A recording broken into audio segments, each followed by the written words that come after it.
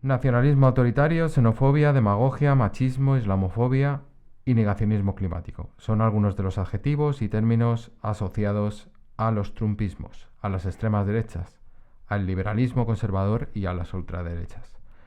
No es nada nuevo, la utopía neoliberal está abocada, como afirmó Karpolanyi, a verse frustrada por el autoritarismo, incluso por el fascismo absoluto. Ya lo dijo Friedrich Hayek, personalmente prefiero un dictador liberal a un gobierno democrático que carezca de liberalismo. Las crisis en Occidente vienen acompañadas del crecimiento del autoritarismo, es un hecho, no es una excepción en nuestro tiempo. Cada vez cuesta más defender que el capitalismo es el sistema que mejor se adapta a la democracia. El argumento que sea garante de progreso económico, de que de alguna manera todas las personas se benefician y ello lo legitima, tiene poco poso. Hoy el capitalismo no responde a esa realidad. Predomina el miedo al futuro. Hay menos recursos para repartir. Y ahí encuentra su sitio la defensa a ultranza de los discursos securitarios, es decir, de criminalizar a los sectores más vulnerables. Nos encontramos ante un momento en que las derechas viven su propia revolución y se alejan del liberalismo rumbo a opciones iliberales y autocráticas. Vivimos un tiempo en que la extrema derecha marca la agenda y sus postulados los aplican no solo la derecha clásica, también incluso los socialliberales. Bienvenidos al camarote del transatlántico.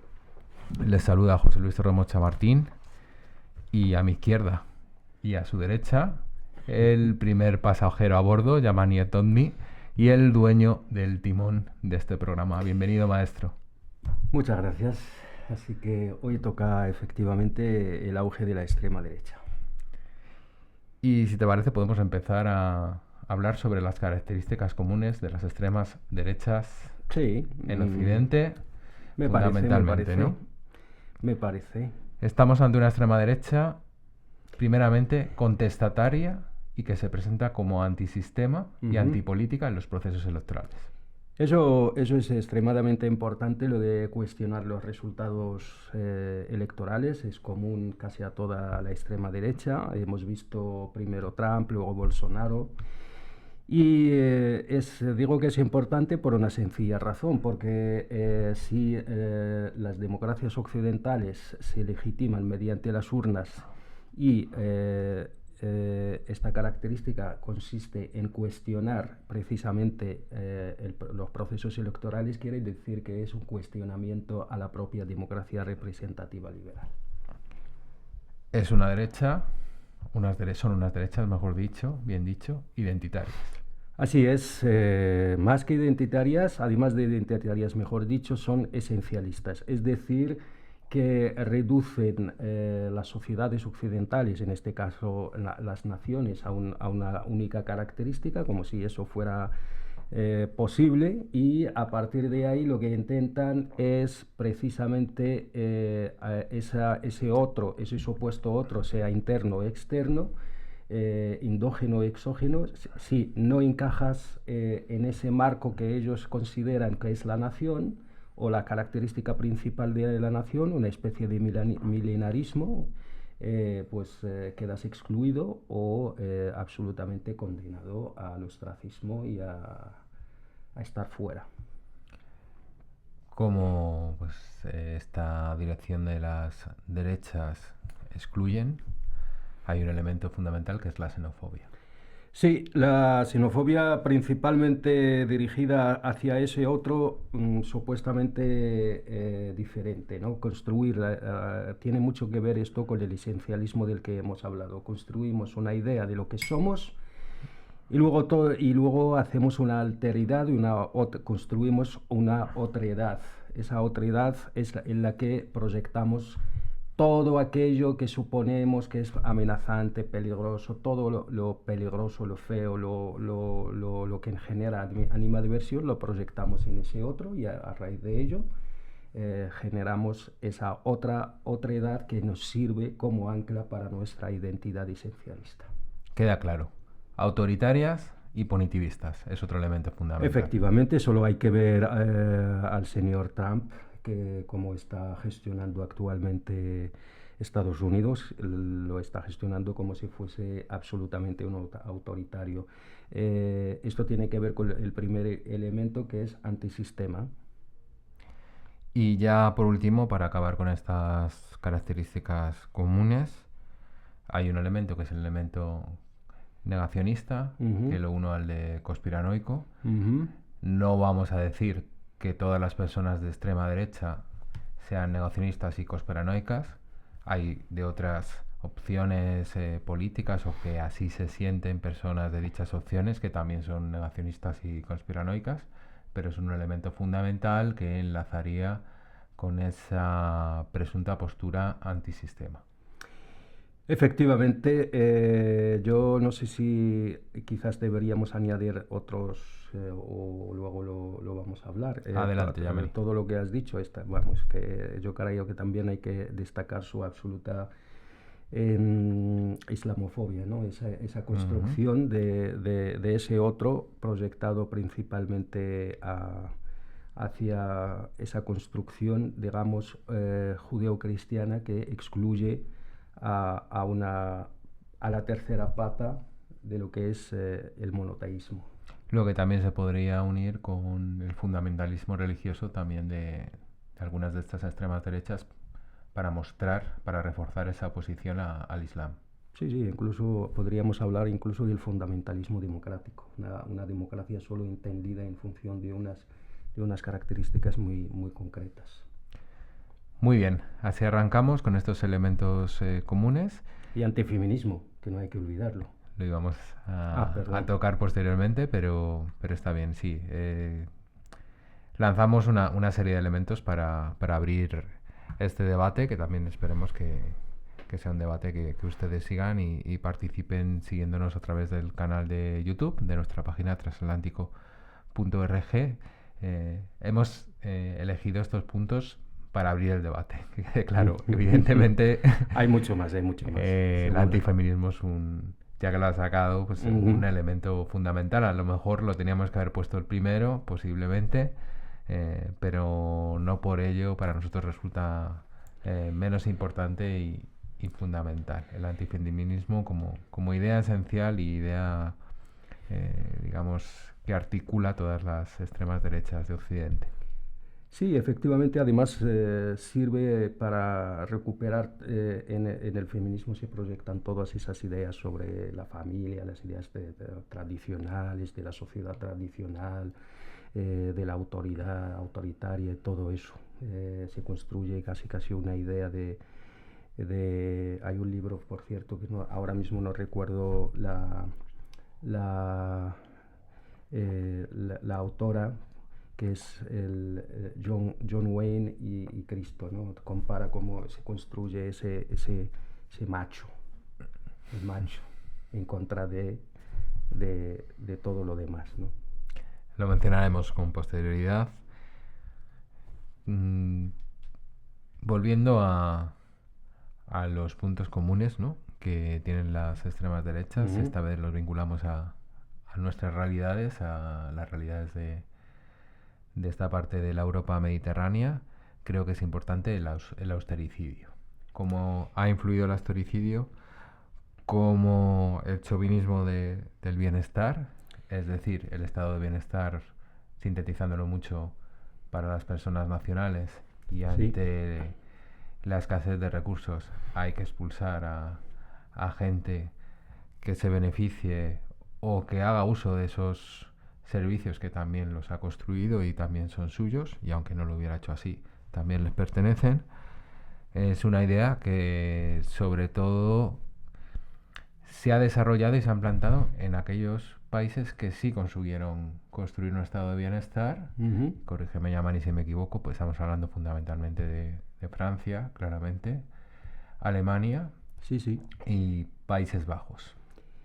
Pues es verdad que esto tiene que ver también del chauvinismo del bienestar, es básicamente lo que decíamos, ¿no? Primero se construye una idea del nosotros, como creemos idealizada, una idea de un nosotros idealizada, y luego todo aquello que no encaja en esa idea pues queda fuera de poder disfrutar de los derechos, de los derechos que ofrece un estado del bienestar social. Y esto no solo está bastante más, está incluso muy... empieza incluso a permear hacia la sociedad. Por ejemplo, un ejemplo básico muy cercano sería el Hogar Social Madrid, ¿no? Donde solo los nuestros pueden disfrutar de una serie de bienes materiales y derechos, etcétera, etcétera. Efectivamente, ese chauvinismo del bienestar conllevaría que mucha gente se quedaría fuera del Estado. El estado del bienestar social cada vez queda más restringido, más estrecho, donde solo caben aquellos que yo considero que son de los míos. Esos míos se elaboran en base a una idea idealizada, nunca mejor dicho, valga la redundancia, de lo que somos nosotros y de lo que son los otros. No hay para todos. Efectivamente, esa idea de no cabemos todos también. Luego, pues, la resignificación del Estado, ¿no? Digamos que se pasa de un Estado social a un Estado policial, donde hay que criminalizar al migrante. Esa enlaza con la anterior que hemos comentado.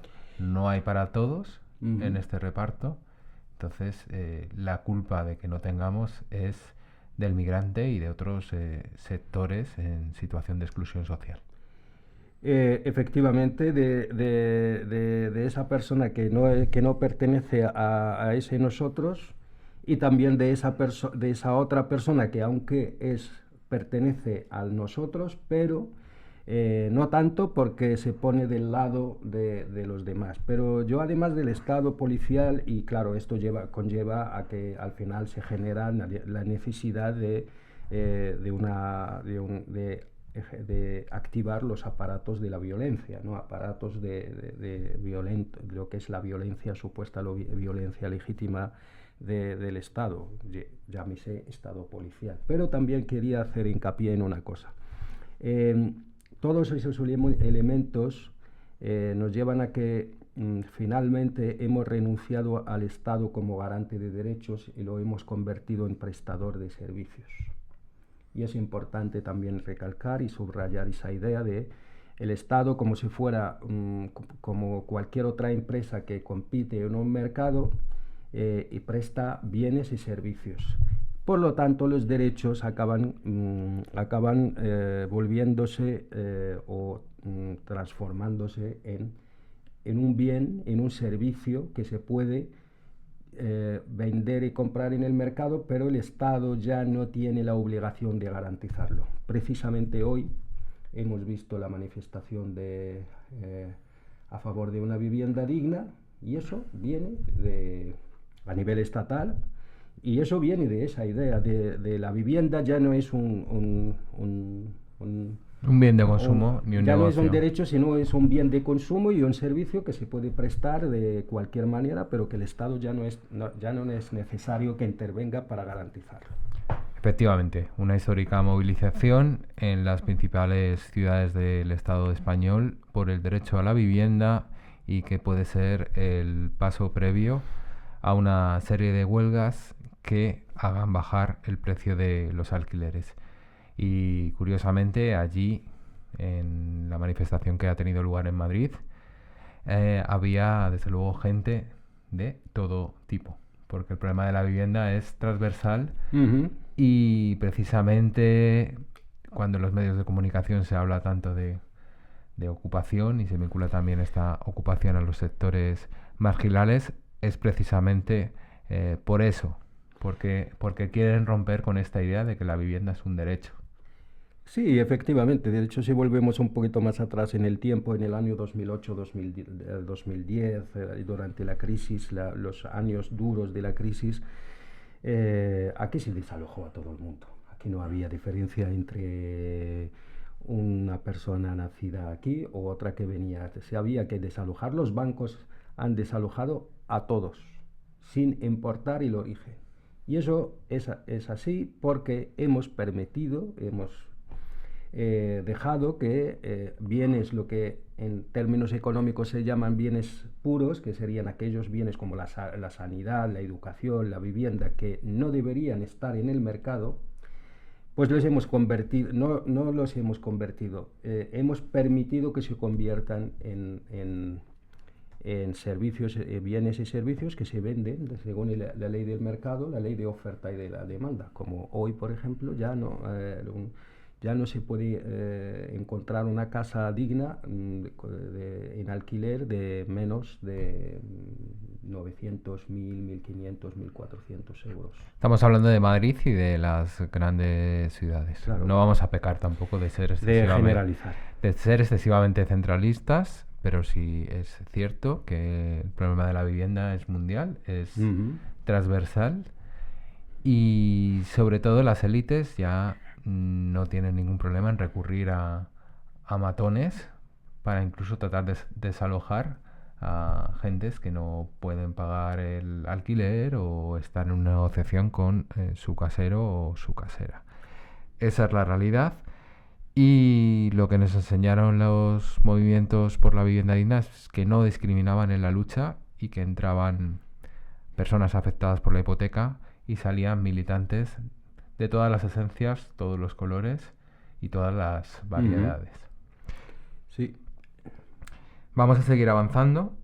Decía el historiador y sociólogo Marco Rebelli que vivimos un momento de rebelión de los incluidos de la globalización, que ahora se sienten excluidos. Pues efectivamente, la globalización supuestamente iba a abrir el mundo a todos y todas, y eso no fue así. De hecho, ha habido, mejor dicho, mucha gente en esa apertura global se quedó fuera. No solo eso, sino muchos sectores sociales se vieron afectados en sus condiciones de vida. Probablemente esa misma globalización es la que está justificando ahora las políticas de Trump, porque mucha supuesta clase media se vio desclasada, se vio fuera de los circuitos de esa globalización. Gente que pensaba que nunca iba a estar fuera y siempre iba a estar dentro del sistema económico y siempre su vida pensaban que su vida estaba resuelta, de repente se ve fuera de esta fuera digamos, los beneficios de la globalización, y hay una reacción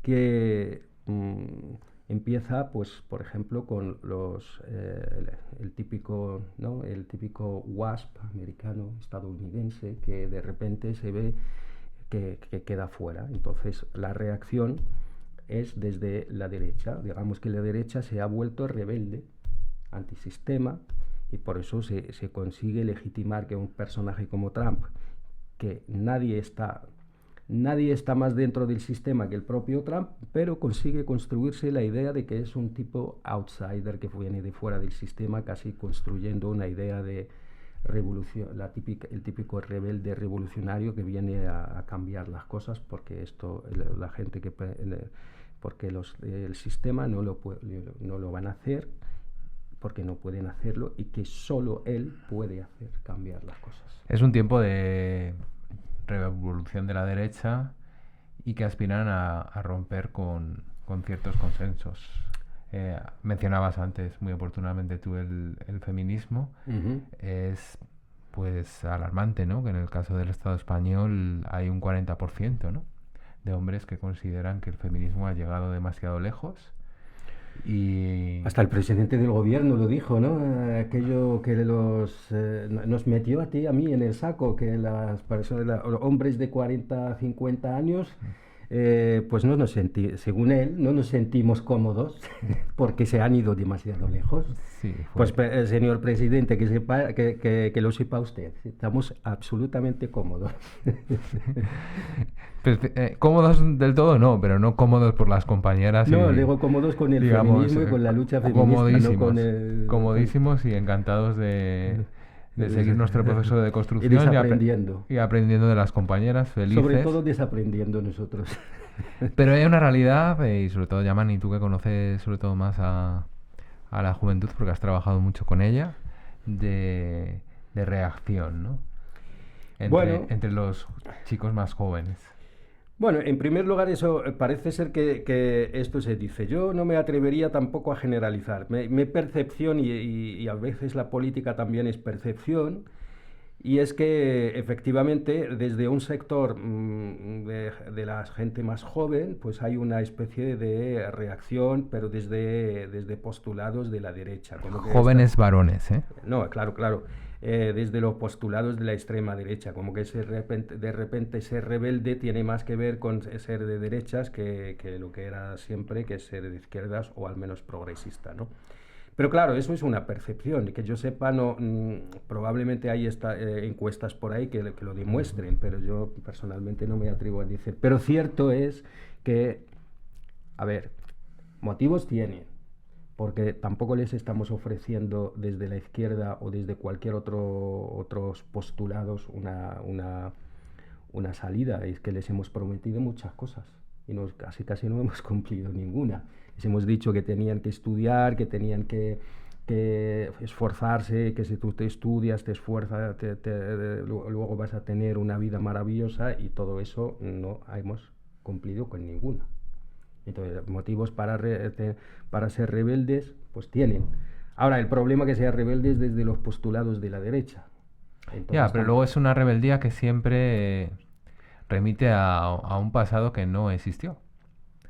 No es una rebeldía por un futuro próspero, de imaginar un futuro, digamos, un horizonte de esperanza y de bienestar, sino es que mi padre cuando tenía la edad que yo tendré, 20 años, tenía cosas y tenía una vida. Sí, y sí. No era exactamente así. Bueno, es verdad que se construye ahora, eso es otra de las características de la extrema derecha, y su auge consiste sobre todo en mirarse en un espejo, pero un espejo que refleja imágenes del pasado, no ni siquiera de la actualidad. Generalmente la derecha no tiene mucha imaginación cuando se trata del futuro. Es mucho más fácil la derecha o la extrema derecha. No tiene mucha imaginación y mucha creatividad cuando se trata del futuro.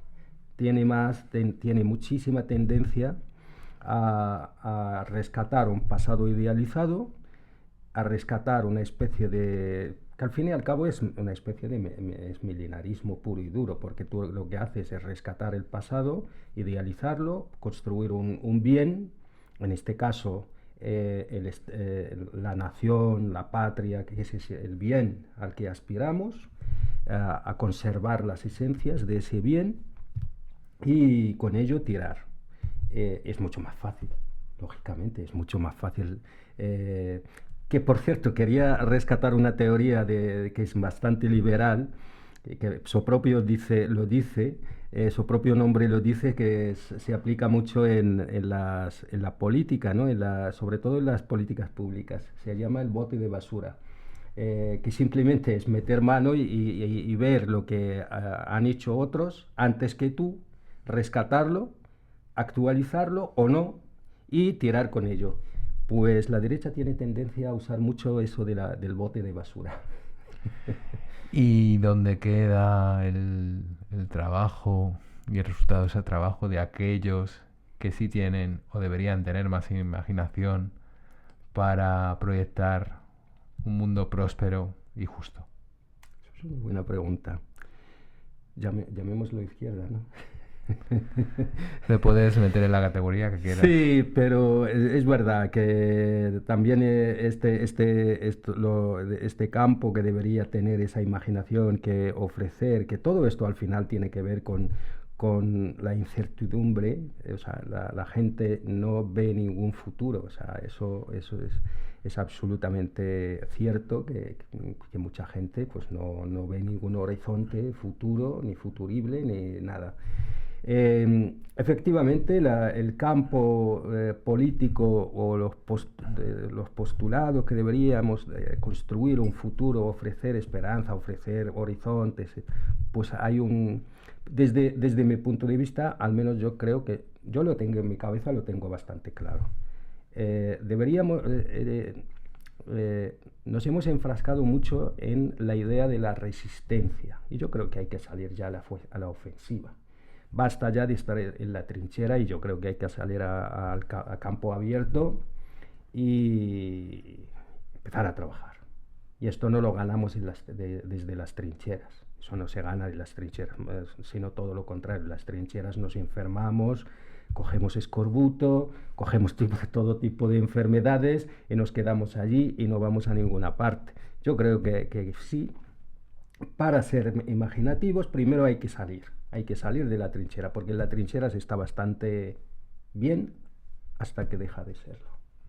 Pasamos a otro elemento, Yamani, que es fundamental, los muros para construir identidades. Eso no es algo novedoso en absoluto, No. lo de hacer un muro para diferenciar ellos de nosotros,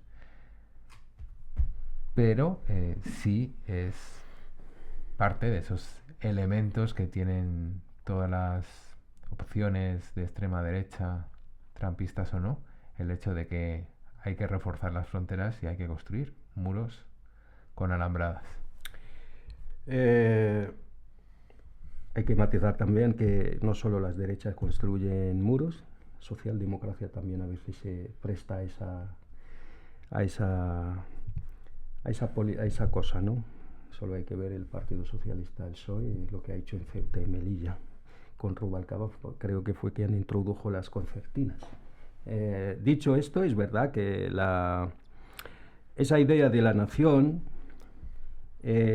finalmente, cuando se construye una idea de nación, una identidad esencialista, en un ejercicio, esto es la parte, digamos, emocional, hacen el ejercicio de separar el Estado de la nación.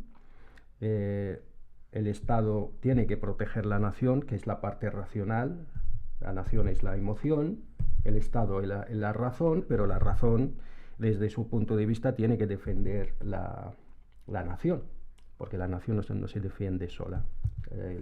Entonces también construyen esa idea de la nación está en peligro, el Estado dominado por todos estos sistemas, por esta gente del sistema que no son capaces de defender nada y tal. Entonces les sirve en doble sentido. En primer lugar, para construir esa idea de nación.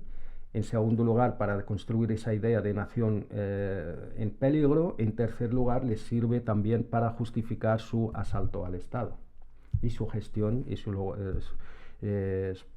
digamos, lograr el poder y gestionar el Estado desde sus postulados, que es lo que, por ejemplo, hace Trump. Trump primero dice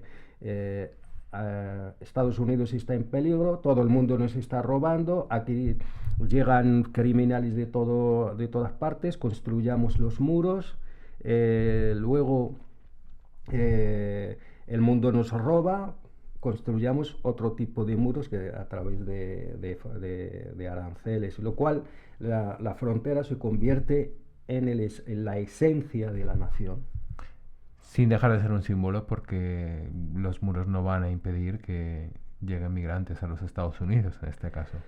No van a llegar, pero quizás yo creo que lo último que le interesa a Trump es una cosa que no entiendo mucho, de la verdad, porque unos empresarios les molesta tanto tener además lo dicen con ese discurso, ¿no? Que las personas, los inmigrantes cuando vienen aquí tiran de los salarios hacia abajo, pero si un empresario para su sueño es tener trabajadores mal pagados.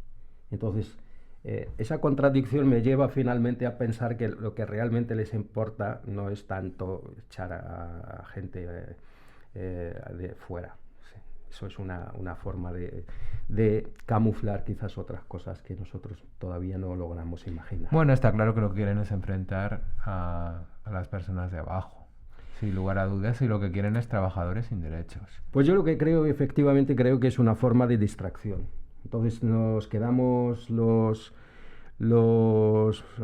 resto de los mortales nos quedamos paralizados por el miedo, otros actúan desde el miedo, como ya lo ha dicho Ibn Khaldun, que por cierto es el verdadero fundador de la sociología, no es Comte, como nos han dicho.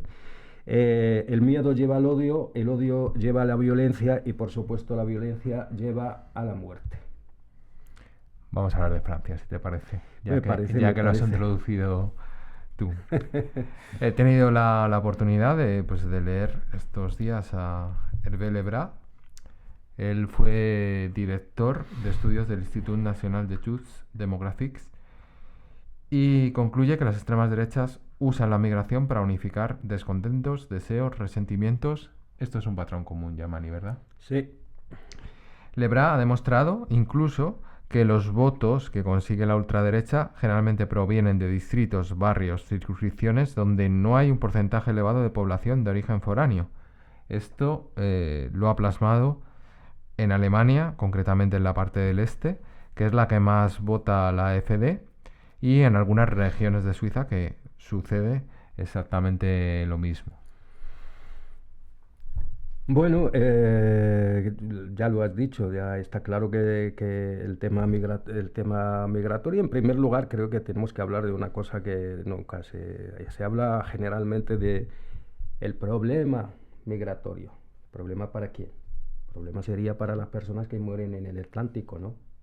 Que mueren ahogadas. El problema sería para las personas que están aquí y que no encuentran trabajo por falta de un puñetero documento. Y no es tanto el problema del Estado. No, lo que pasa que es el problema que genera en la gente que antes se sentía clase media acomodada y a algunos les genera un problema. Por eso se habla del problema de la migración, el problema de que faltan recursos. Entonces, claro, no hay recursos para todos y todas. Entonces, no es que no hay, introducen ese problema. No es que no hay recursos por para supuesto todos que, y todas. por Sí supuesto. que le vas a ir. El problema es que a nosotros nos han vendido una idea de que el capitalismo crece de forma lineal, ¿no? Entonces, así, siempre de forma, digamos, lineal. El problema del capitalismo y la gente y los capitalistas es que quieren crecer de una forma exponencial. Entonces, como no pueden garantizar todo esto, entonces hay que echar la culpa a alguien. Y ese alguien siempre va a ser el más vulnerable, el más débil de la sociedad. No sé si me estoy explicando. Entonces, de ahí surge el problema. Pero hay un tema que creo que tenemos que tener claro. Y eso lo trata Chi Mbembe y ya hemos recomendado este libro alguna vez aquí. Es la crítica de la razón negra y también en su libro Necropolítica. Ojo, que tú, ahora Occidente, permite aquellas prácticas que permitamos que se lleven a cabo con las personas más vulnerables, tarde o temprano tendrán un efecto boomerang y estaríamos permitiendo una cosa que es la pendiente resbaladiza, que eso lo dice, por cierto, George Lakoff en su libro No pienses en un elefante. Tarde o temprano, si nosotros permitimos que contra la gente más vulnerable de la sociedad se lleven a cabo prácticas de este tipo, de exclusión o de lo que sea, de violencia institucional, violencia de cualquier tipo de violencia, estamos legitimando que el día de mañana esas mismas prácticas se vuelvan contra nosotros. Esas mismas prácticas que propone la extrema derecha sobre la migración, pero con respecto a las otras opciones políticas, sobre todo parlamentarias, la ventaja de la extrema derecha es que sí ofrece una idea ante el fenómeno migratorio clara. Por supuesto que no compartimos Ya, dicha idea. efectivamente. Entonces, sobre ese aspecto hay muchísimo que trabajar. Ya hemos hecho algunos programas al respecto y seguiremos volviendo sobre la migración. Y La migración, digamos que es un elemento transversal. Yo no conozco ningún partido, ninguna organización, sea política o social, de derechas o de extrema derecha, que no tenga la inmigración en el foco de su actuación política. Hasta tal punto que hay una teoría, absurda por supuesto, que es la teoría del gran reemplazo, que nació en Francia, pero que se la está aplicando básicamente todo el mundo, todo ese espectro de la extrema derecha, como que tarde o temprano las personas que vienen desde fuera acabarán sustituyendo a la gente de aquí y, por ejemplo, Francia dejará de ser Francia que conocemos hoy en día porque estará ocupada por, yo qué sé, por los musulmanes, por los africanos, lo que sea. siguiendo hablando sobre Lebras y sobre la migración, la teoría del gran reemplazo a la que hacías tu referencia, que yo creo que está perdiendo fuerza ahora mismo en Francia y en otros países, pero sigue vigente. Llama la atención y hay que tomar nota de que la ultraderecha sabe dividir también a los migrantes. Efectivamente. Sabe dividir. O sea, esto empezó precisamente en Francia en los años 80, Ujú. que empezaron a distinguir a extranjeros no europeos, así los llamaron, por supuesto Ujú. tenían que ser musulmanes, Sí, sí. con otras personas migrantes de origen español o portugués, con los vecinos ibéricos. Y en el caso de Inglaterra, en los años que se gestó el Brexit, se puso en la diana Yamani en las personas procedentes de Lituania, Polonia y Rumanía. Y para que no les acusaran de racistas a la banda del UKIP y a Nigel Farage, llegaron a incluir en sus listas electorales a personas procedentes de los países de la Commonwealth. Un guiño al pasado imperialista, mejor dicho, de Gran Bretaña, ¿no? Lo que acabas de decir, efectivamente, y se está reproduciendo mucho también aquí, en España, en el Estado español, Vox, por ejemplo, tiene un discurso clarísimo calcado a lo que acabas de señalar, tanto con Francia como en Gran Bretaña, ¿no? Lo que hacen es, primero, atacan a toda la emigración, a todo el colectivo, al conjunto del colectivo. Una vez hecho esto, criminalizamos a todo el colectivo, pero luego lo vamos fragmentando. Dentro del propio colectivo ya criminalizado, empezamos a jerarquizar. En este caso, por ejemplo, en este entonces incluso le empezamos a poner etiquetas, ¿no? Pues, por ejemplo, la gente de Latinoamérica es mucho más aceptable que la gente marroquí o que la gente musulmana en general, ¿no? La iberosfera. Claro.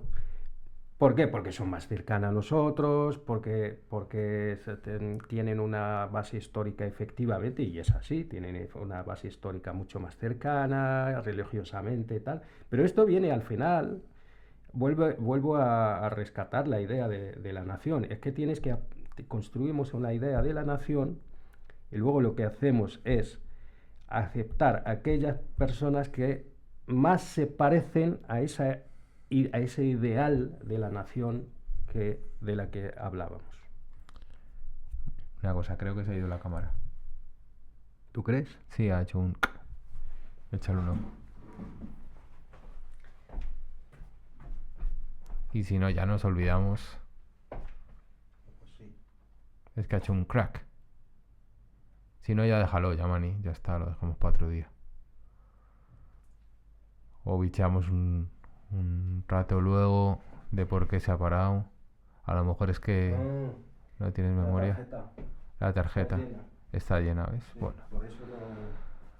Sobre el camino se aprende. Ya está, no hay que darle Hay que borrar. más importancia. Fíjate que lo podía haber borrado yo el otro día, pero me dio un poquito de Bueno. cosa. Vale, lo vamos a retomar ahora. ¿Vale? Ujú.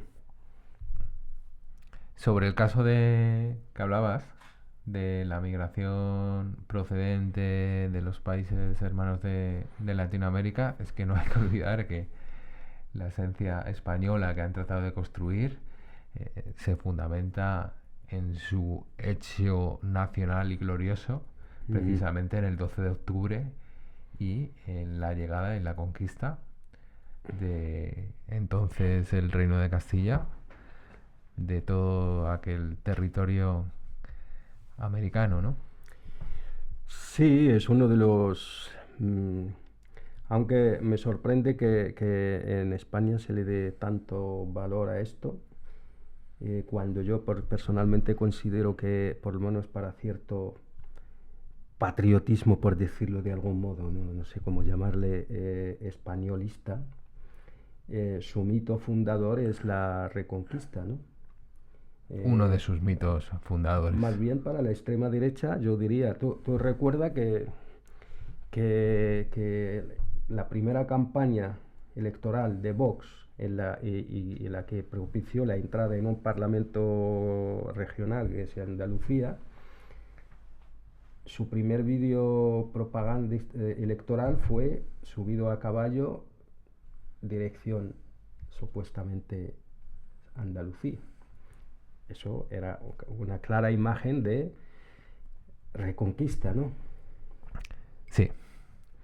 Y luego el Cid y otra serie Claro de que mitos sí. que reforzó el nacional-catolicismo. Volviendo a la migración en otros países de Europa, también debemos decir que la ultraderecha saca partido económico a la migración.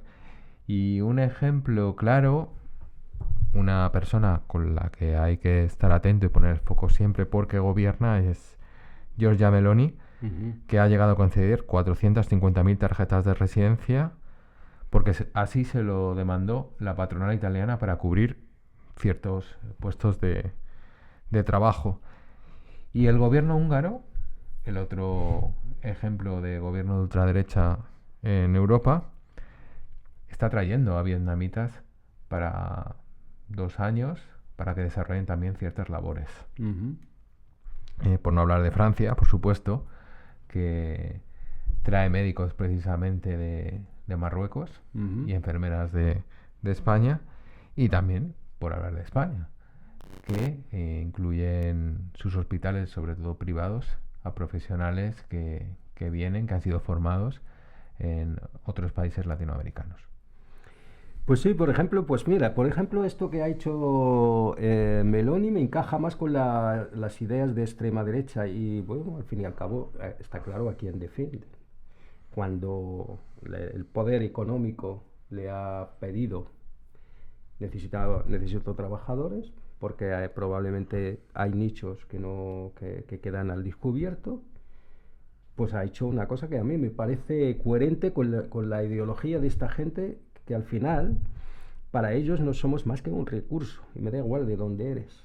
Por eso te decía antes, a mí me sorprende que Trump hable tanto y con una especie de ataque tanto, incluso estando rodeado de grandes empresarios, ataque tanto a gente que viene de otros países, porque es que para ellos esto debería gustarles mucho, porque al final son gente que viene, que va a necesitar trabajar y dada la situación en la que están, van a poder trabajar, pero sin poder reivindicar muchos derechos. Pero me sorprende, que de verdad que a mí me sorprende, y es una pregunta que hago así, que me hago muchas veces, ¿por qué esa animadversión hacia los y las migrantes, ¿no? Y al final encuentro, la única respuesta que tengo es que esto no es más que una forma de desviar la atención sobre cosas mucho más importantes para ellos que de lo que pensamos, que todavía no hemos logrado realmente colocar, digamos, conocer exactamente cuáles son las cosas más importantes en las que ellos sí que están trabajando, pero que están desviando atención con muchísimas más cosas. Y lo más importante, y quizás la estrategia más eficaz, ha sido poner la gente autóctona contra la gente que no lo es, que es una forma al fin y al cabo de enzarzarnos los desgraciados, los condenados de la tierra, como lo llamaría, aunque no se refería exactamente a eso, Frantz Fanon. Nos quedamos ahí enzarzados entre nosotros y nosotras, mientras que ellos hacen su trabajo que a día de hoy creo que no estamos sabiendo localizar. Y bueno, si yo te digo que puedes estar tranquilo porque la extrema derecha apenas gobierna en los países del mundo, ¿tú te quedas tranquilo? No. Entre otras cosas porque imponen su agenda y sus políticas cuando no gobiernan, ¿no? Sobre todo en el área migratoria. Los gobiernos de las extremas derechas, es verdad que no tienen complejos en sus discursos, como es el caso de Hungría e Italia, como hemos mencionado anteriormente, pero en otros países donde incluso gobiernan opciones que se hacen llamar a sí mismas socialdemócratas, como ha sucedido con el gobierno de Scholz en Alemania, no tienen ningún problema en aplicar las mismas recetas. En su momento recordamos que Scholz llegó a interrumpir Schengen y reintrodujo controles migratorios. Y luego otro país que siempre ha sido referencia para la socialdemocracia es Dinamarca, que ha aplicado recetas muy duras contra la población migrante. Sí, bueno, efectivamente, pero no solo eso, no vamos tampoco a centrar toda nuestra atención solo en el tema migratorio, ¿no?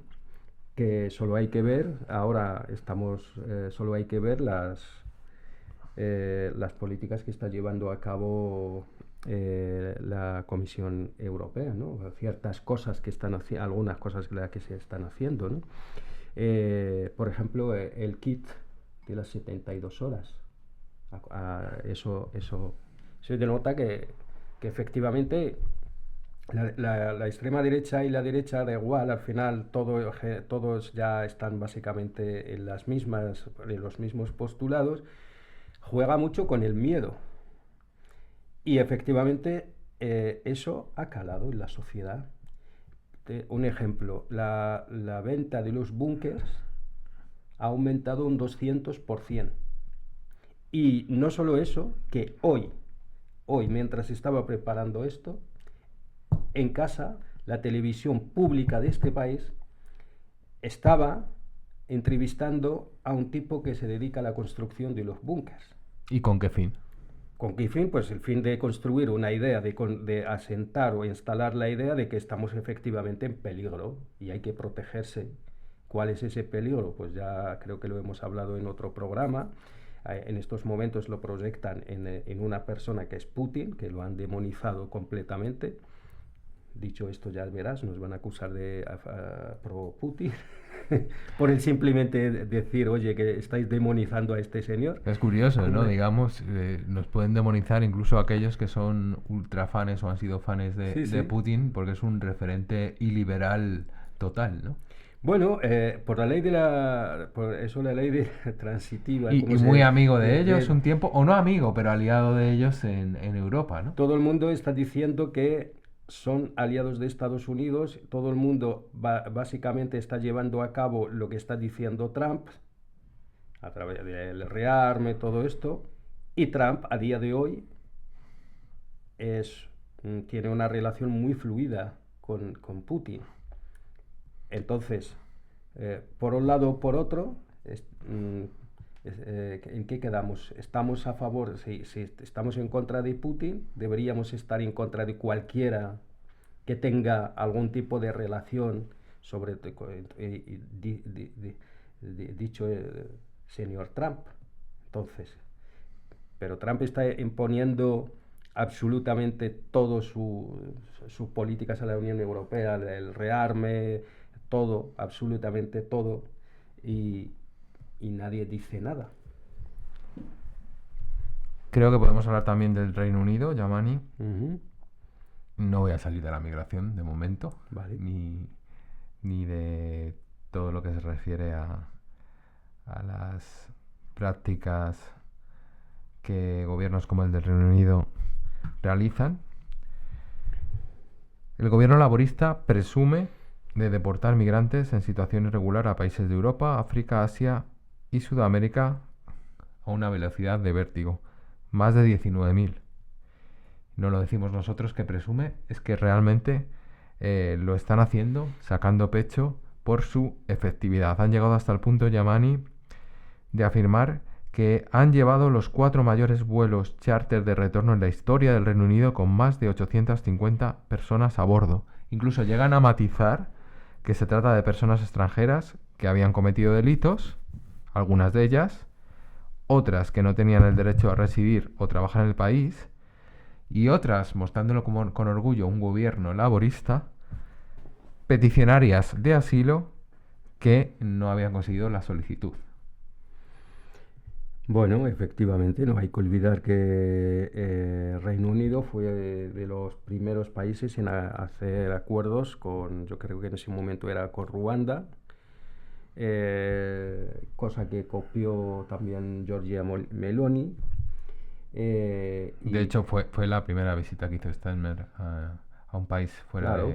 del Reino Unido. Efectivamente, pues esto, por eso te decía yo, cuando me preguntabas, ¿estás cómodo, estás tranquilo? Pues ya te decía yo que no, porque sus políticas, sus postulados, sus marcos ya están instalados.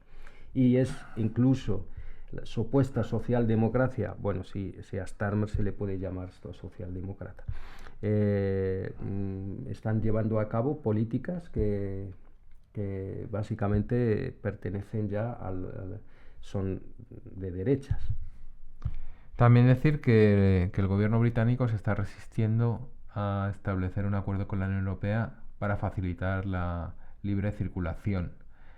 Y esto creo que es un claro caso de las posturas del Brexit y el temor que tienen los laboristas, copiando totalmente la agenda a sus adversarios políticos, ¿no? Bueno, lo que decíamos antes, ¿no? Que cuando tú permites que se lleve a cabo una serie de políticas contra gente más vulnerable, tarde o temprano estas políticas estarás legitimando que tarde o temprano estas políticas se lleven a cabo contra ti. Y efectivamente, hemos visto ahora como que el viaje a Reino Unido cada vez se está haciendo más complicado. De hecho, creo que ahora para entrar en Reino Unido hay que sacar como una especie de visado. Es verdad que todavía queda hay que pagar a partir de no sé qué fecha, creo que a partir de enero incluso hay que pagar para poder entrar al Reino Unido.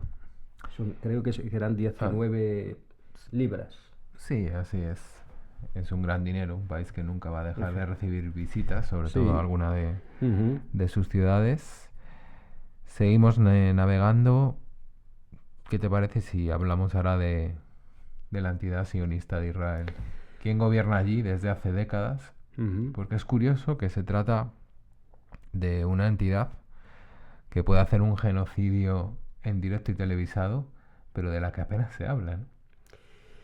Pues sí, mira, yo creo que hay que decirlo y por lo menos dejar nuestro testimonio. Toda generación tiene un acontecimiento que supone un antes y un después. A la nuestra, desgraciadamente, nos tocó uno de los peores acontecimientos, que es Gaza. Estamos viendo un genocidio y además un genocidio televisado. Y nadie, absolutamente nadie, estamos haciendo absolutamente nada más allá de salir un domingo o un sábado a manifestarnos y volver a nuestras casas. Mientras que todo un pueblo está siendo masacrado. Y eso y de hecho Benjamin Netanyahu ya lo ha dicho, está incluso expulsando de unas cuantas zonas de Gaza a la gente. Gente que si no sale, al final, si no sale, ¿qué hacemos con él? ¿Qué creemos que va a hacer Benjamin Netanyahu y el ejército israelí con esta gente de la entidad sionista? ¿Qué va a hacer la entidad sionista con todo esto? el ente sionista, ¿qué va a hacer con esa gente si no quiere salir porque quiere anexionar estas tierras? Llevamos ya más de 50.000 propios, hace ya mucho tiempo que algún que otro medio del propio de Israel hablaban de mucho más, aunque sean solo 50.000. Lo que llevamos desde que Israel dejó de respetar el alto el fuego, ya van más de 1.000 personas asesinadas y nadie estamos haciendo nada. En el fondo no estamos haciendo nada más que irnos a manifestar y lavar nuestras conciencias y volver a nuestras casas. Incluso después hay mucha gente sale de cervezas. Efectivamente. Y llama la atención que el ministro de Exteriores, o no llama la atención, a nosotros por lo menos no, Gideon Sa'ar, hace demasiado tiempo anunció a bombo y platillo la profundización de las relaciones con partidos como Vox, Agrupación Nacional, y Demócratas de Suecia, que bueno, de demócratas tampoco tiene mucho esta formación, pero lanzando ciertos matices como que bueno, que parte de estas formaciones, digamos que tienen malas raíces, lo que viene a decir que son negacionistas del Holocausto, pero luego ves que no se llevan tan mal entre defensores del genocidio o negacionistas del genocidio, ¿no? Bueno, al final comparten digamos, una misma raíz,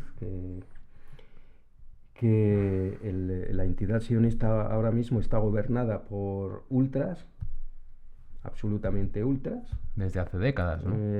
Bueno, sobre todo el gobierno desde Benjamin Netanyahu, el gobierno actual, donde están partidos básicamente absolutamente partidos que pertenecen a la ultraderecha. O sea, incluso partidos que llaman directamente a masacrar al pueblo palestino. Y al final, pues eso, que por cierto, Santiago Abascal hizo una visita a Tel Aviv y la hizo con bombo y platillo. A ver si ahora, me gustaría saber la opinión de qué piensa este personaje sobre el asesinato de 50.000 personas, el genocidio. No, ya lo ha dicho en reiteradas ocasiones, diciendo que Israel tiene derecho a defenderse, ¿no? Esa es la respuesta que tienen interiorizada, ¿no? ¿Defenderse de qué? Pues defenderse del terrorismo, ¿no? Ah, claro. Ese es el argumento que utilizan de manera reiterativa, pero que tiene un recorrido muy corto en el momento en que se ve que en una fosa común hay gente enterrada con cáteres y que son de un hospital. Claro, ahí está el problema, que claro, actualmente cuando tú hablas de Palestina, de lo que está sucediendo en Gaza, del genocidio en Gaza, todo el mundo piensa en el 7 de octubre, ¿no? No, no es verdad. Vamos a decir la verdad, que no es verdad. La raíz, el origen del problema no está en el 7 de octubre. Está en 1948, cuando se echó a todo el pueblo palestino de su tierra. El problema es que estamos viendo como seres humanos, como sociedad global, estamos viendo un ejército, uno de los ejércitos mejor armados de este mundo, está matando a un pueblo a gente civil. Ahí no se dice nada, nadie se atreve a decir absolutamente nada. Y no estoy comparando, no estoy diciendo que lo otro también hay que defenderles, ¿eh? Todo el mundo actualmente está a favor, o sea, está absolutamente empecinado en que Putin es un criminal. Pues lo que está haciendo Putin, al menos Putin tiene enfrente un ejército regular, independiente, y efectivamente fue él quien empezó todo, invadiendo a Ucrania. Pero tiene enfrente un ejército regular que está siendo apoyado por todo Occidente. hasta la llegada de Trump. Pero Benjamin Netanyahu al menos estará haciendo lo mismo, ¿no? Está haciendo lo mismo, encima lo está haciendo contra un pueblo civil, que no está ni siquiera armado. ¿Cuántos creemos cuánta gente de Hamas hay en Gaza, que son 2 millones de personas? Y nadie se atreve a decirle las cosas a la cara a esto. No solo esto, pero pues supongo que hablaremos de Víctor Orbán y la visita de Netanyahu hace esta semana. Sí, a Budapest. pasaremos a ello, digamos, vamos a hablar un rato más sobre otros temas. Tampoco sí. mucho, porque no nos vamos a extender eternamente en el tema de hoy, aunque es para extenderse. Yo te quería sugerir, ¿crees que ese abrazo entre la extrema derecha de la AfD alemana y del Partido de la Libertad de Austria con los, digamos, correligionarios de Netanyahu, ese abrazo se va a producir público? Porque ya, digamos, que mantienen coincidencias en muchos aspectos y colaboran, ¿no?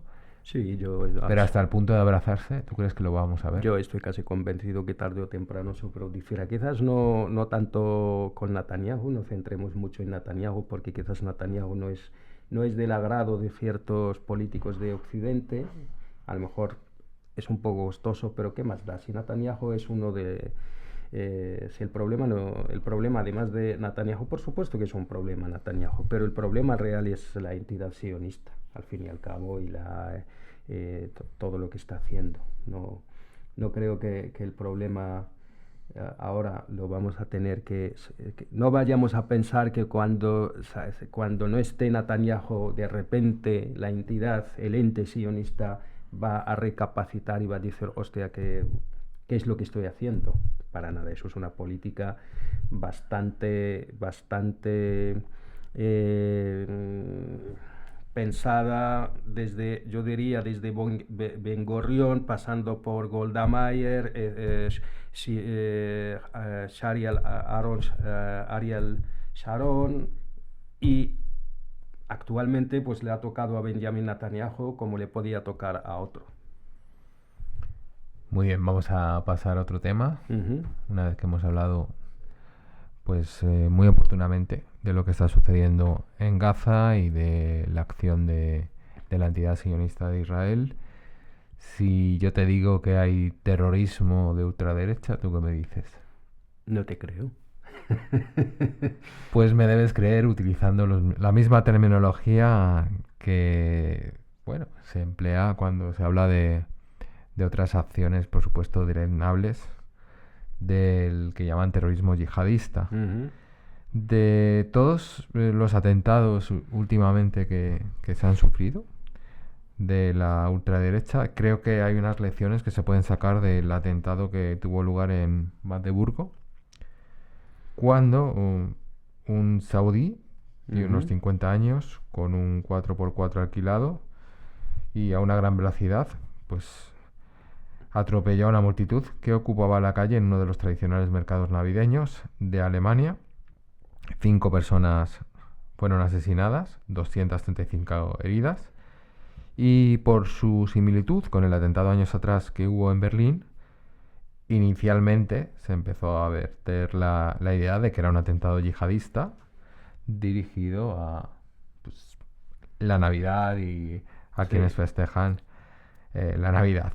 Entonces las cuentas de las redes sociales de la extrema derecha empezaron a propagar sus mensajes habituales de odio contra la población migrante y sobre todo contra la población musulmana. Pero ¿qué sucedió realmente, Yamani? No solo no era un yihadista quien hizo el atentado, sino que se trataba de una persona que había repudiado el Islam públicamente, que odiaba el islamismo, Taleb al-Abu Nesen, y que había huido de Arabia Saudí en 2006, mostrando su apoyo claro a Alternativa por Alemania. El periodista Íñigo Sáenz de Ugarte lo explica muy bien, la verdad. La extrema derecha primero acusa al yihadismo y cuando sale la verdad, entonces habla de una teoría de la conspiración que ha sido fabricada al más puro estilo Elon Musk. Y por supuesto, para la mayoría de medios, el ejecutor, que no lo vamos a negar, tenía problemas mentales. Puede que los tuviéramos, los tuviera, eso no lo sabemos aquí, pero lo que sí se sabía y queda claro, que era una persona de extrema derecha que con un coche hizo un atentado y mató a 5 personas. ¿Por qué no se habla del terrorismo de ultraderecha abiertamente?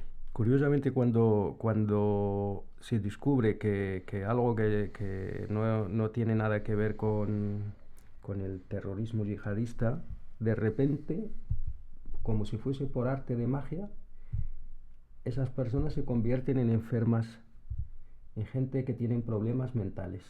Todos, absolutamente todos, al final intentan construir algo sobre su salud mental. Aunque lo consiguen o no lo consiguen, tú sigues cualquier...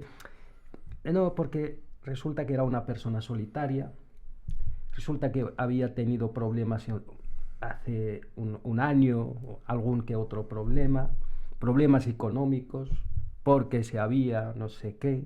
Siempre se intenta construir una justificación. Esto se intentó, por ejemplo, con el atentado en Neozelanda, ¿no? Nos acordamos. De repente empezaron a salir como vamos a buscar algo para justificar ese acto, porque si no es que nosotros también seríamos terroristas, y eso no lo podemos aceptar en nuestra cultura occidental porque no somos así.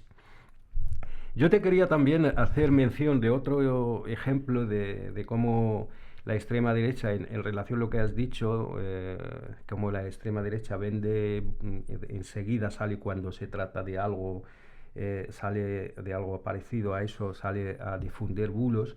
Todos nos acordamos aquel asesinato del niño de 11 años en Mocejón, ¿no? En la provincia de Toledo. Sí. La extrema derecha, entre ellos el alvise de se acabó la fiesta, no solo esto, sino que también la gente de Vox, todos salieron a decir que, incluso a culpar o a intentar colocar el mensaje, el relato de que la culpa estaba a culpar de ello a unos menores, a unos jóvenes que estaban viviendo en un hotel allí, ¿no? Y eso, que la familia, que ya la policía le había informado de el principal sospechoso, que no era ningún inmigrante, todo lo contrario. El primo del pobre chico salió a decir: oye, por favor, tranquilidad, no vayamos construyendo cosas que no lo son. Hasta que finalmente se descubrió que había sido asesinado por un joven español de toda la vida, que estaba él. Y también con serios problemas mentales. Claro, eso es lo que te iba a decir yo. Se descubrió, qué casualidad. Pero si fuera alguien que no es español, aunque efectivamente fuera una persona que tiene problemas mentales, este problema se obviaría. No se hablaría de ello. Y efectivamente, pues se supone que el hombre occidental no puede cometer ciertas atrocidades, ¿no? Pero no es así. Aunque la media de delitos violentos de agentes de extrema derecha superan los 1000 al año, sobre todo en Europa. Nos quedamos con esa cifra. Sí. 1000 trastornados, ¿no? Sin querer ser despectivos hacia las personas. No, 1000 personas que, pobrecillos, pues tienen problemas de todo tipo porque son víctimas de un sistema atroz, un sistema de que el Estado no ha sabido hacer su trabajo, etcétera, etcétera. Entonces, claro, pues al final el verdugo se convierte en víctima, ¿no? Bueno, no te voy a quitar el gusto de hablar de Hungría. ¿Sí? El gobierno de Orbán, por una parte, sacó una ley para prohibir el orgullo LGTBIQ+, y bueno, para añadir más ruido todavía, ha anunciado que se sale del Tribunal Penal Internacional para así poder abrazarse con Netanyahu en la visita en Hungría. Esto fue un regalo, ¿no?, que le hizo a Netanyahu, ¿no? Yo creo que lo anunció en la misma visita de Netanyahu a Hungría, ¿no? Un regalo, pero también como un avance más Un gesto. de que su régimen iliberal Ujú. está tomando fuerza y se asienta cada vez más y puede hacer estos desafíos a Occidente y a la Unión Europea. Vale, pero esto está pasando en la Unión Europea, ¿no? En ese jardín que decía Borrell, ¿no? ¿No se supone que la Unión Europea, uno de sus fundamentos es el respeto pulcro a los derechos humanos y a los derechos fundamentales? Este señor al hacer una ley, al sacarse una ley en contra de los derechos del colectivo LGTBI, ¿no estaría discriminando un colectivo por su orientación sexual?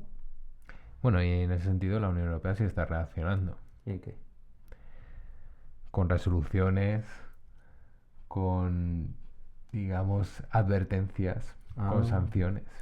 Curioso, ¿no? Muy, muy ágil, muy eficaz cuando se trata yo qué sé, pues del rearme, por ejemplo, de repente sacarse o de un tratado, el famoso PEMA, ¿no?, el Pacto Europeo de Migración y Refugio y Asilo, perdón, son todos muy, muy eficaces en esto.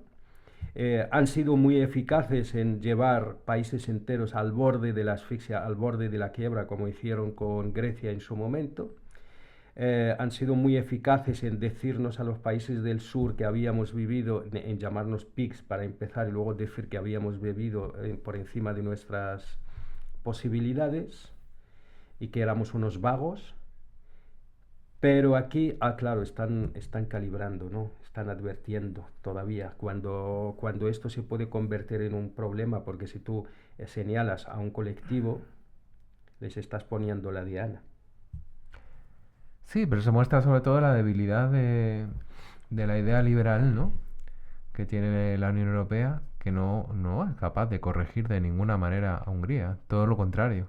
Cada declaración, cada acción que toma contra Orbán da la sensación que le da mucha más fuerza y mucha, entre comillas, legitimidad para las cosas que hace él. Este señor, cuando le tocó la presidencia de turno de la Unión Europea, hizo una visita oficial a Rusia, ¿no?, a Putin, a Moscú, ¿no?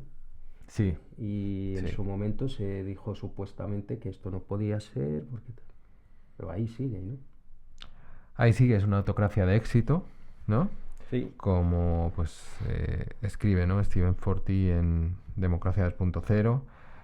Otro ejemplo es El Salvador, claramente Señor con Bukele. Bukele. La entidad sionista de Israel con Netanyahu, ya la hemos mencionado. Polonia con Ley y Justicia, porque son bloques ya refrendados en las urnas Sí. y no precisamente democráticos de ninguna manera. Y bueno, y hemos tenido una noticia que no podemos pasar desapercibida, que es la inhabilitación de Marine Le Pen. Sí, efectivamente, y está llevando a cabo una campaña brutal contra el sistema judicial francés. Porque la inhabilitan para presentarse en las próximas elecciones de 2027, cuando lideraba las encuestas de intención de voto. Efectivamente, eso es. Entonces vamos a ver qué pasa. Las acusaciones pues están bastante claras. Había empleado entre 2004 y 2016 cerca de 6,8 millones de euros de fondos de la Unión Europea para pagar a personal del partido en Francia en lugar de asistentes parlamentarios reales, y han actuado los tribunales con claridad. El futuro próximo de la extrema derecha en Francia, vamos a ver hacia dónde va. Se le abre un gran futuro a Bardella. Si consigue capitalizar. También es cierto que tendrán sus luchas, y tienen sus luchas en un partido tan sumamente personalista. Efectivamente. Pero bueno, en cualquier caso, una situación a la que vamos a prestar atención y un paradigma, desde luego, imprescindible de seguir. Ya en el tramo final podemos hablar de otro tema que a ti te encanta. Si yo te digo MAGA, Mega y Take Back Control, ¿de qué estamos hablando, Yamani? MAGA, Make America Great Again. Consigna de la familia reaccionaria, Ya, total. efectivamente. Mega es Make Europe Great Again. Me gustaría a mí centrarme en eso del mega. Si queréis explica lo otro, no me acuerdo que me... Bueno, MAGA y Mega es prácticamente lo mismo, es Efectivamente. volver a un pasado de prosperidad que realmente no existió. Digamos que la patente se la podemos atribuir claramente a Trump y es un elemento absolutamente trumpista de Algún volver. asesor de Trump seguro. Eso de MAGA, Make America Great Again. Yo creo que este asesor, seguro que se le ocurrió a algún asesor. Creo que estuvo muy inspirado Pues ese día. en el caso de Orbán, pues tenía que elegir una consigna para un ente como es la Unión Europea, que ni Ujú. siquiera él se siente incómodo. Pues yo creo que utilizó esto para crear una consigna Ujú. trumpista que la aproxime a su aliado del norte, que era una declaración de intenciones, pero Ujú.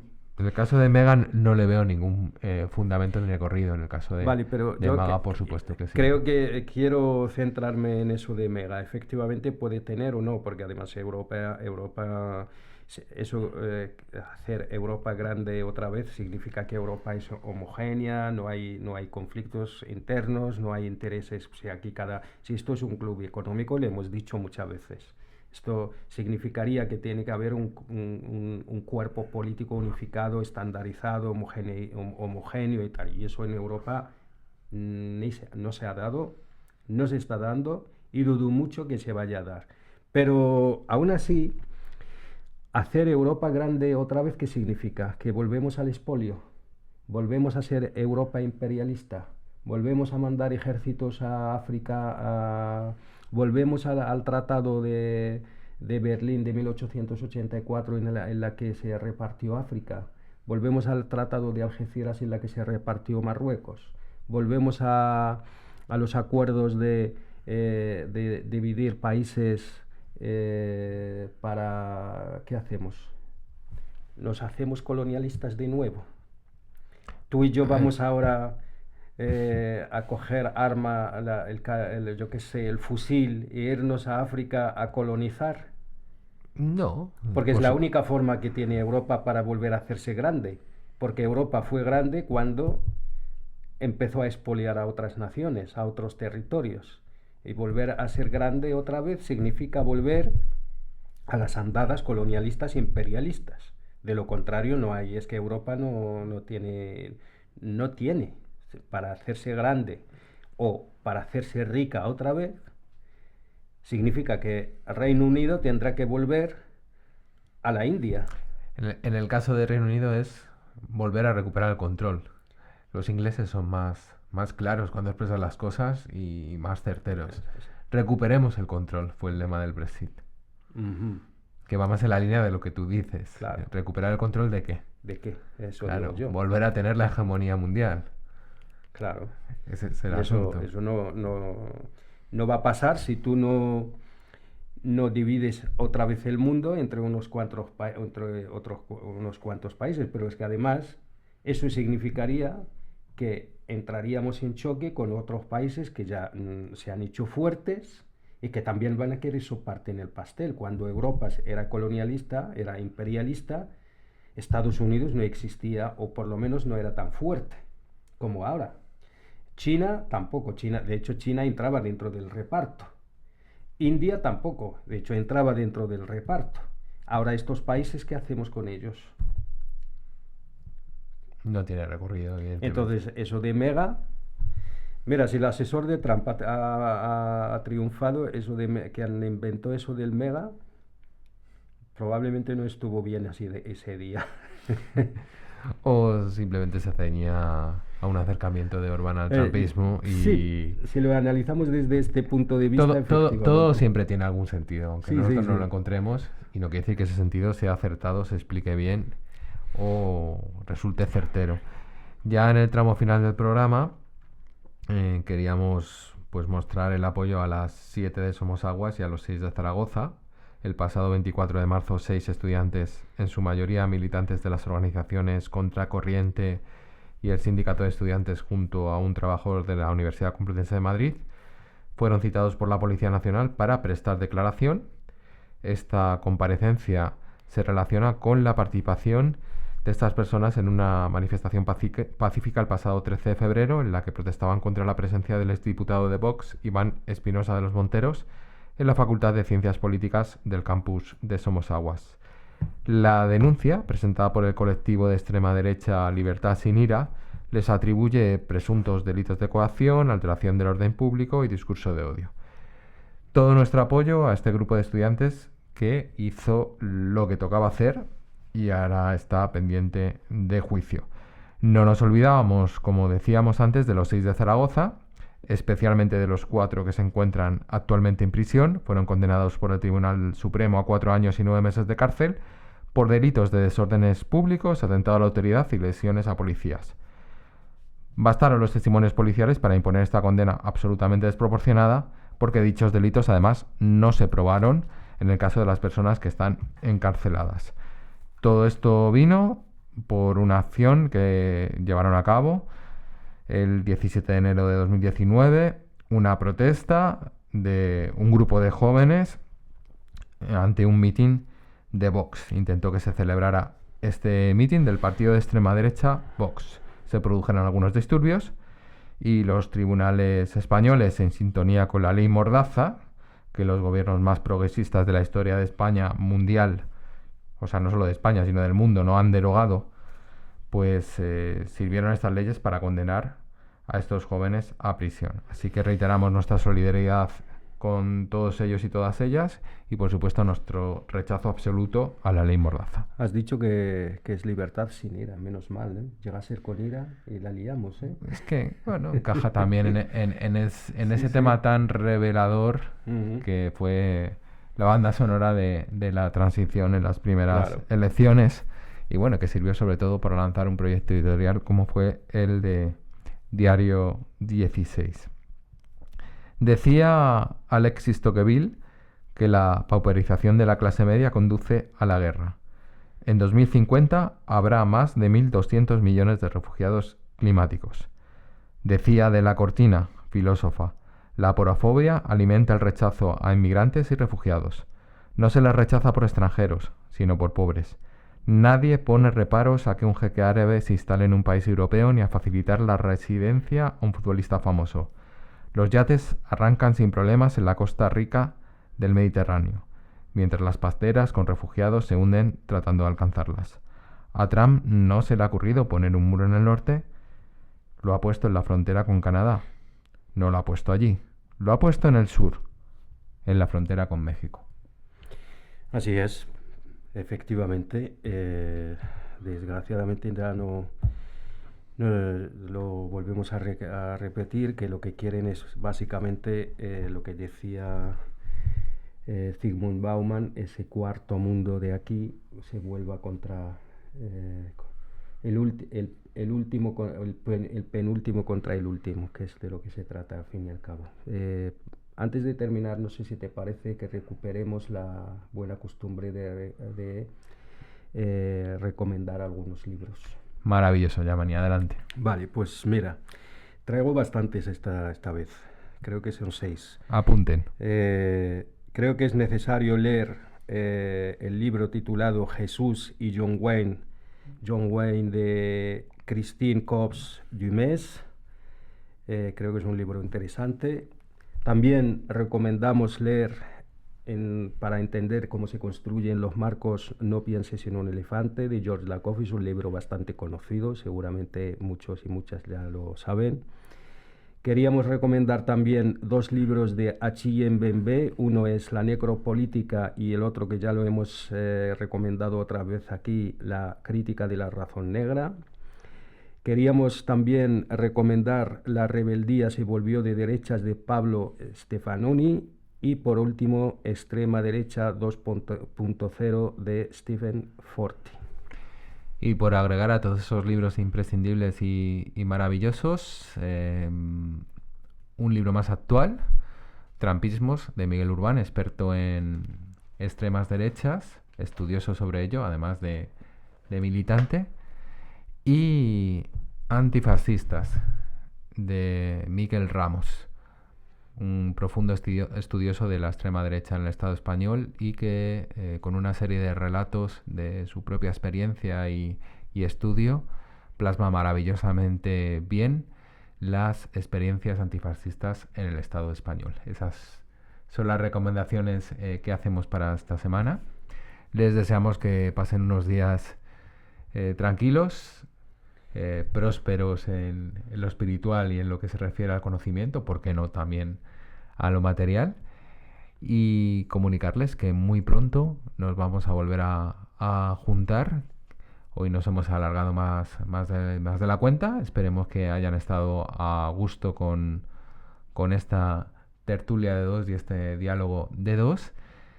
Vamos a tratar de hacer y la vamos a conseguir entrevistas para los próximos programas sobre realidades que nos atañen a todos y a todas, y compartiremos todo ello aquí en el Transatlántico, en el camarote del Transatlántico. Nos pueden seguir en nuestra web transatlántico.org. Efectivamente, la próxima vez pues tendremos que habilitar el espacio para 3 personas. En el Transatlántico no solo habrá 2 viajeros, sino 3. 3 en el camarote. Hasta pronto. Hasta pronto.